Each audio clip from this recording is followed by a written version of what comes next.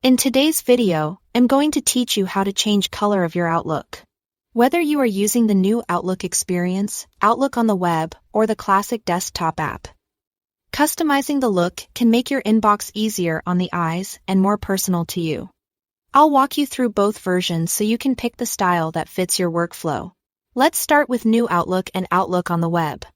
Look to the top right of your Outlook window and click the Settings icon. The little gear. This opens a quick panel. From there, select General, then Appearance. This is where all your visual options live. You can choose a theme like light, dark, or high contrast. Light keeps things bright. Dark is great for reducing eye strain in low light. And high contrast can improve readability if you prefer stronger separation between elements. You'll also see options to customize accent colors and the background. Accent colors adjust highlights and buttons, while backgrounds add subtle texture or imagery behind your mailbox.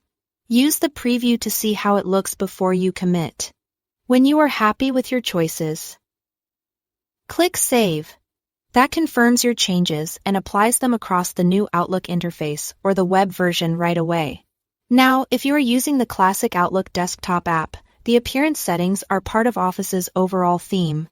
Click the File tab in the top left to open the Backstage view. Then choose Options. In the Options window, select General. Scroll to the section labeled Personalize your copy of Microsoft Office. Here you'll find Office Theme. Open the theme list and choose Colorful, Dark Gray, Black, or White. Colorful adds the signature app color accents. Dark gray and black are geared toward lower brightness and reduced glare. And white offers a clean, bright canvas. If you want Outlook to match your Windows theme automatically, choose Use System Setting. That way, if you switch Windows to dark mode, Outlook follows suit. When you are finished, click OK. Your theme updates across Outlook. And since this is an Office-wide setting, you'll notice the change in other Office apps too. A couple of quick tips as you decide.